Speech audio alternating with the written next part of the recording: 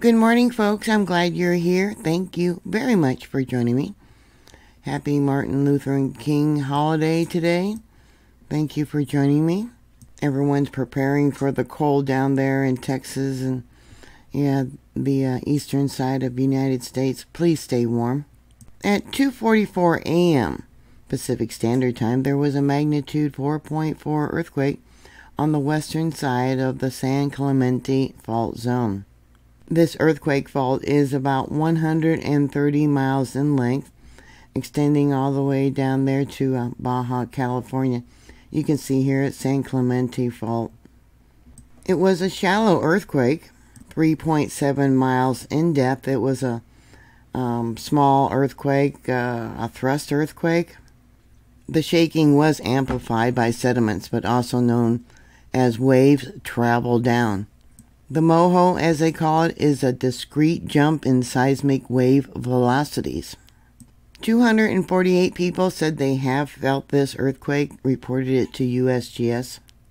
USGS gave it an intensity level of 4, means it was felt indoors by many people, outdoors by a few. At night, some may have been woken up, dishes, windows, doors were rattling. Automobiles rocked noticeably. What kind of damage did you have? This earthquake was reportedly felt as far as Bakersfield, California, intensity level 3, and as far south down there in Mexico, what do we got? La Jolla and Tijuana, intensity level 4. Wow.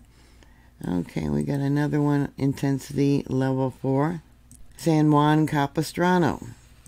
We also got, let's see, San Diego, 2 responses, intensity level 4. I already showed you that one. Okay. This earthquake was felt over a very large area and a great distance. Over here is about 107 miles. We also got some reports, intensity 2.7. 308 kilometers. So that would be 194 miles. That's a wow. And that's because of the sediment.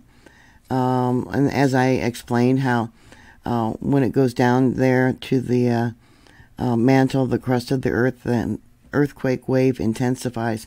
Yeah, it was given an intensity level of 2.7 there. That's a long ways. This region offshore is an ongoing sequence called the California Continental Borderlands. It's also associated with the San Andreas Fault Zone. There is many faults going through this area. And there is a bend in this area for the San Clemente Fault Zone, which has created a lot of uplift along the northern side of the island. The bedrock is folded upwards with the crest in the center of the island. Along with compression, there is a right lateral dextral strike slip fault on the east side of San Clemente Fault, which has a slip rate of about 1 to 4 millimeters a year.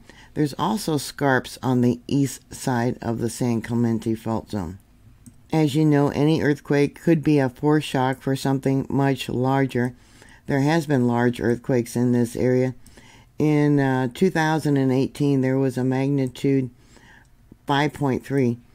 In 1812, there was a magnitude 7.1 that created a tsunami, and 2 people died from that earthquake. Let me bring this out a little bit more so you can see this whole area here. The area of considered the borderlands, that plate is actually under Santa Barbara, California, right there. At one time, this whole area, for some reason, rotated clockwise, and then there was stretching also that occurred, as it, the whole plate is also moving northward. I thought about the stretching and the movement that it's going north and the rotation. There has been a lot of earthquakes down here. I've covered a few of them near the Salton Sea, the San Jacinto Mountains.